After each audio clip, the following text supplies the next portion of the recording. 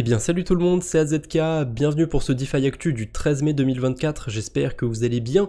Petite parenthèse avant de commencer la vidéo, vous le voyez probablement, j'ai un nouveau micro, je suis assez satisfait du micro, mais dites-moi quand même ce que vous en pensez dans les commentaires, est-ce que le son est bon? Voilà, j'irai lire tout ça, je suis curieux d'avoir vos retours.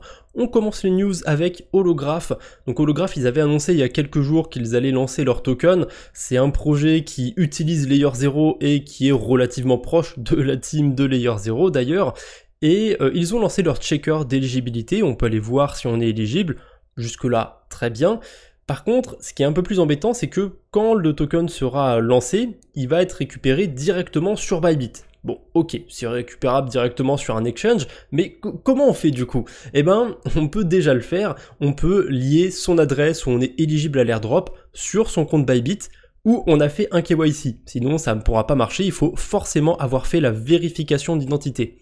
C'est personnel, mais moi je trouve que c'est dommage de devoir imposer la vérification d'identité pour un airdrop. Je trouve que ça colle pas trop avec l'esprit de la DeFi. Après, je comprends quand même le point de vue des protocoles qui veulent limiter les Sybils, les gens qui farment avec 15 000 wallets, etc. Mais est-ce que c'est la bonne manière de faire ?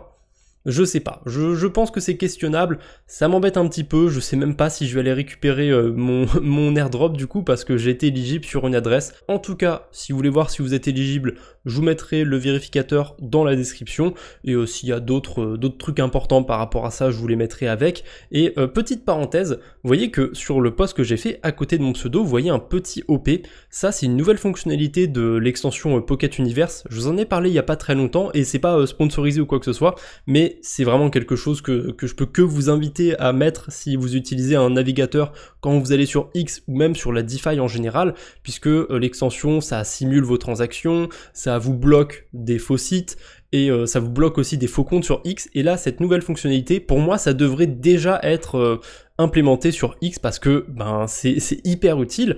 Quand il y a des posts de gros protocoles, il y a toujours plein de scams en dessous, plein de gens qui reprennent le pseudo, là j'ai un exemple avec Cashmere Labs, donc ils reprennent exactement, ils recréent un compte Cashmere Labs, mais ils changent juste un caractère, ou alors ils rajoutent un caractère, ils essayent de faire un pseudo qui est très similaire, et là si on descend, on peut pas se faire avoir en fait. On a le petit OP qui correspond au compte qui a fait ce post et on a un petit note OP. Alors bien évidemment, ça va nous aider que quand on est sur des comptes officiels, bien évidemment. Là, si je vais sur le faux compte, si lui il a fait un thread de son côté, je verrai OP à chaque fois. Donc ça, c'est pas non plus l'outil parfait, mais honnêtement, c'est quand même un plus quand on est sur un thread de voir que dans les commentaires, il y a juste un petit truc rouge ou vert qui nous indique si c'est le bon compte ou pas. Honnêtement, ça devrait déjà exister à mon humble avis sur X. Donc voilà, je peux que vous recommander l'extension Pocket Universe, mais c'est pas une publicité pour l'extension ou quoi que ce soit. C'est pas la seule, mais je crois que c'est la plus complète de ce côté-là. D'ailleurs, pourquoi j'avais cette news de côté sur Cashmere Labs? Parce que il y avait les points de la saison 1 qu'on pouvait réclamer. C'est trop tard, c'est fini maintenant. Il y a quand même 74 000 wallets qui ont réclamé leurs points. Vu que c'était un bridge de testnet, je m'attends absolument à rien de cet airdrop. On verra ce que ça va donner. Et j'en profite pour vous partager le track. Vous voyez que j'essaye de le mettre le plus souvent à jour possible. Donc on a déjà Holograph qui est ajouté dedans, on peut aller vérifier son éligibilité.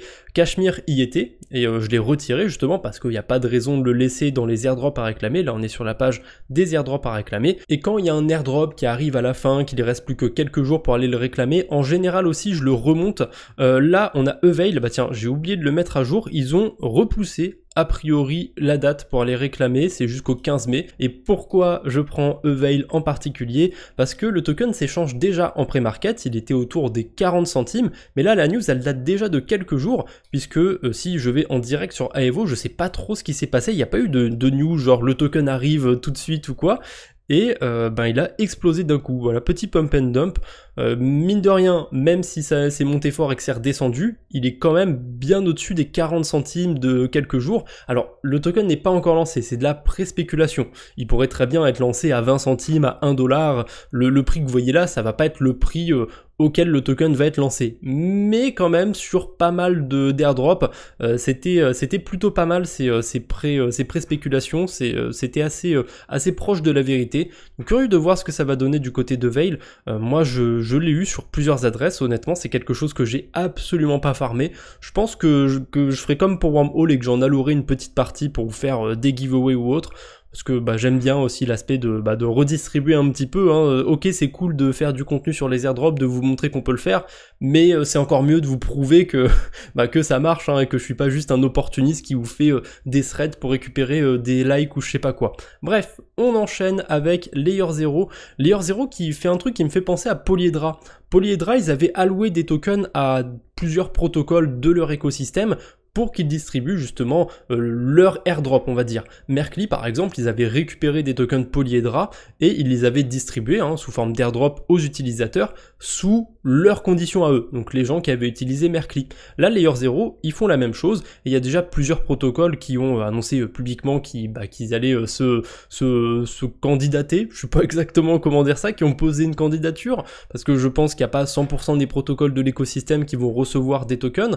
Bref, on a déjà Prime Protocol, que j'aime bien, qui a fait une candidature, on a Merkly aussi, donc peut-être que si vous avez utilisé certains protocoles en particulier sur Layer 0, vous allez avoir des tokens en plus. Voilà, il y a eu beaucoup de choses aussi autour de l'airdrop de Layer 0, j'en ai déjà parlé il n'y a pas si longtemps. Je pense qu'on n'a pas fini d'en parler d'ailleurs de cet airdrop, donc on verra bien ce qui va se passer dans les prochains jours. On a deux petites news du côté du Bitcoin. Alors déjà, bon, c'est une news un petit peu anecdotique en vrai. On a deux wallets qui ont bougé 500 Bitcoin, qui n'avaient pas bougé depuis plus de 10 ans. Il y a quand même de très grandes chances que ces deux wallets appartiennent à la même personne, puisque les Bitcoins qui ont été acquis, c'était respectivement le 12 et 13 septembre 2013. Donc quasiment au même moment. D'ailleurs, à ce moment-là, les bitcoins valaient 124 $ pièce. Donc il y avait 1000 bitcoins au total, ça fait quand même 124 000 $. Même si aujourd'hui 124 000 $, ça fait pas tant que ça, je trouve, par rapport à la valeur de tous les bitcoins, il faut se remettre dans le contexte de l'époque. Le bitcoin, il avait pas du tout la même market cap. Donc 1000 bitcoins à une valeur de 124 $ chacun, c'était énorme. 124 000 $, c'était vraiment une grosse baleine à l'époque. Aujourd'hui, c'est juste une plus grosse baleine encore. Mais voilà, il a bougé, je suppose que c'est une entité qui a bougé ces 1000 bitcoins. Je sais pas s'ils ont été vendus ou quoi que ce soit. En tout cas, c'est parti sur un autre wallet. L'autre news que j'avais du côté du Bitcoin, c'est plus autour du Salvador qui lance un site web pour assurer le suivi de sa trésorerie. Donc le Salvador qui avait lancé aussi un DCA et qui continue toujours, puisqu'on peut voir que sur 7 jours, il y a eu 7 nouveaux bitcoins qui ont été ajoutés, puisque leur DCA c'est tout bête, c'est acheter un bitcoin par jour. Je sais qu'ils en minent aussi avec leur volcan, alors je sais pas si c'est ajouté régulièrement sur le suivi, je sais pas exactement comment c'est comptabilisé, mais il me semble qu'ils minent aussi du bitcoin avec l'énergie d'un volcan au Salvador. On a eu un rug pull, donc des développeurs qui se sont barrés avec la caisse sur Arbalest Finance. Vous voyez que le compte Twitter est suspendu, le protocole n'est plus accessible, 90 000 USDC, heureusement c'est pas des énormes pertes je trouve, en tout cas pas par rapport à ce qu'on a pu connaître en 2022, en 2021 où il y avait eu beaucoup de hacks. Là, l'année 2024, je l'ai déjà dit dans un dernier DeFi Actu, mais elle commence plutôt calmement je trouve du côté des hacks, pourvu que ça dure. En tout cas, c'est la seule news autour de hacks, rug pull et compagnie que j'ai pour aujourd'hui. Heureusement, c'est pas tant que ça. Allez, on enchaîne sur les levées de fonds, j'enchaîne toujours sur les levées de fonds après les hacks et compagnie. On a Agridex qui lève 5 millions de dollars. Agridex c'est quoi? C'est un protocole de trading, a priori une marketplace autour des real world assets. Vu le nom, je suppose que c'est peut-être avec ce qui est un peu agricole, peut-être les matières premières, peut-être qu'on pourra spéculer sur le prix du blé, etc. Parce que sur Solana, on a déjà un gros protocole qui s'appelle Parcel, qui permet de spéculer sur l'immobilier américain. Pourquoi pas sur les matières premières, ça se fait déjà, donc pourquoi pas sur Solana, honnêtement, il y a quelque chose à prendre, je pense, on verra bien. On a Telos qui a levé 1 million de dollars. Voilà, pas grand chose de plus à dire par rapport à ça, mais comme j'avais fait une vidéo sur Telos il y a pas si longtemps, plutôt drôle de les voir lever des fonds. Après 1 million de dollars, c'est pas énorme non plus. On a All2 qui lève 8 millions de dollars, c'est quand même 8 fois plus qu'une blockchain, alors que là c'est juste un petit bridge. Je m'attends pas à grand chose, et vu qu'ils ont un système à points et compagnie qui est lancé depuis quelques mois, je pense que cette levée de fonds, ça va marquer l'airdrop très bientôt, parce qu'en général, quand il y a des projets qui ont des systèmes à points, qui refont une levée de fonds, ou qui font une levée de fonds, je crois qu'ils en avaient pas fait avant All2, en général c'est que le token va pas tarder à arriver. En tout cas en ce moment ça a l'air de se faire beaucoup ce schéma. Donc bon, on verra ce qui va se passer, je pense qu'on va reparler de All2 dans les prochains jours. Et pour terminer les levées de fonds, on a Zest Protocol. Je vous en ai parlé quelques fois, c'est un protocole de lending sur la blockchain Stacks. Ils ont levé 3,5 millions de dollars et il n'y a pas n'importe qui à la table, hein. Il y a Binance. Il me semblait qu'il y avait un post juste avec ça, d'ailleurs juste avec l'information de Binance, mais ça devait être à part. En tout cas, on les voit ici, de leur côté, sur leur compte aussi, ils ont fait un post.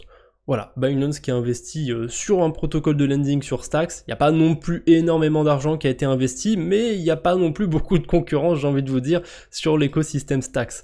D'ailleurs, tant qu'on parle de Zest, le protocole a été relancé il n'y a pas très longtemps. Il me semble qu'il devait être relancé le 9 mai par contre, et qu'il a été relancé le lendemain, le temps de terminer les audits et compagnie. Parce que pour ceux qui n'ont pas suivi, j'en ai déjà parlé, mais le protocole avait été hacké dans les premiers jours, donc ils ont tout mis en pause. Heureusement, ils avaient déjà des fonds de côté et tout, les utilisateurs n'ont pas été lésés, hein, tout le monde a été remboursé.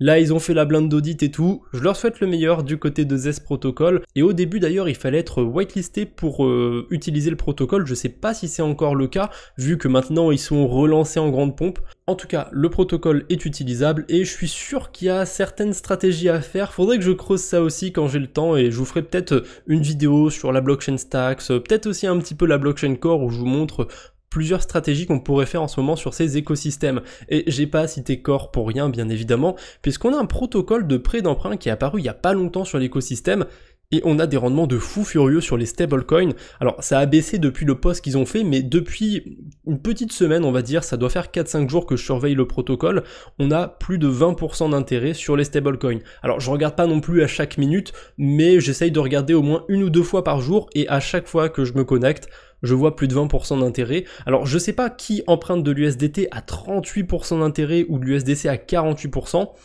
Il y a des chances que ce soit peut-être des investisseurs sur le protocole ou quoi qui font ça de manière un petit peu pas naturelle pour donner envie aux gens d'apporter des liquidités. Je suis à peu près sûr que c'est déjà arrivé sur d'autres protocoles. Bon, en tout cas, on voit qu'il y a beaucoup de corps qui sont déposés, hein. Il n'y a pas tant de stablecoins que ça, il n'y a pas tant de liquidités, faites attention quand même. À mon avis, on va avoir des stratégies sympas à faire avec ce protocole, faudrait que je creuse ça aussi, mais je pense que je vais pas tarder à vous faire un petit quadbo sur la DeFi. À mon avis, on va en reparler de ce protocole, et tant que je suis dans les nouveautés sur la blockchain Core, on a aussi NLX. Donc là, vous reconnaissez probablement, c'est un fork de GMX, un protocole relativement iconique de trading sur la DeFi. Voilà, là on a la version Core, on n'a pas beaucoup de choix, c'est quand même un peu limité, on a que Core et Bitcoin qu'on peut trader, il n'y a pas beaucoup de liquidité non plus. Bref, pour l'instant, c'est tout petit, c'est tout nouveau, mais je leur souhaite le meilleur. Et j'ai 2 petits trucs pour terminer cette vidéo.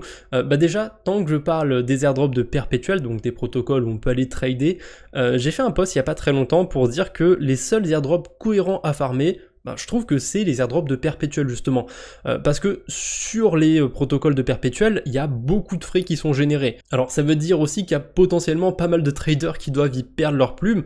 Pour ça, heureusement, il y a quand même des stratégies de delta neutre où on peut farmer des protocoles en limitant justement la casse. On va forcément payer un peu de frais, mais on peut faire de l'arbitrage, de funding rate et compagnie. Ça, j'en ai déjà parlé dans une vidéo, donc c'est pour ça que je me permets de ne pas trop de balancer les termes et de pas trop m'attarder dessus. Bref, je suis pas non plus là pour faire l'apologie du trading, parce que le souci c'est que c'est comme sur les protocoles de lending, de liquid staking, de restaking et compagnie, c'est toujours les baleines qui vont être avantagées, puisque sur les protocoles de lending, etc., on a plus des airdrops de type linéaire. En gros, plus vous déposez, plus vous avez de points, et plus vous avez de points, plus vous avez de tokens. Là, c'est plus ou moins pareil. Plus vous avez de liquidités qui sont prêts à être cramés dans les frais du protocole, plus vous allez accumuler de points et plus vous allez gagner ou perdre. Après, peut-être qu'il y a 0,1% des gens qui n'ont pas beaucoup de fonds mais qui sont de très bons traders et qui du coup vont générer pas mal de points et vont gagner de l'argent en plus en générant des points. C'est pas impossible, il doit bien avoir quand même une personne à qui ça arrive, mais c'est quand même très peu de personnes. Donc en fait, dans la globalité, vous êtes avantagé si vous êtes une baleine. c'est comme ça, comme j'ai dit, elle est pas belle la société. Qu'est-ce que vous en pensez d'ailleurs de tout ça? J'ai déjà eu des retours sur X, mais si jamais vous êtes passé à côté du post, n'hésitez pas dans les commentaires de cette vidéo.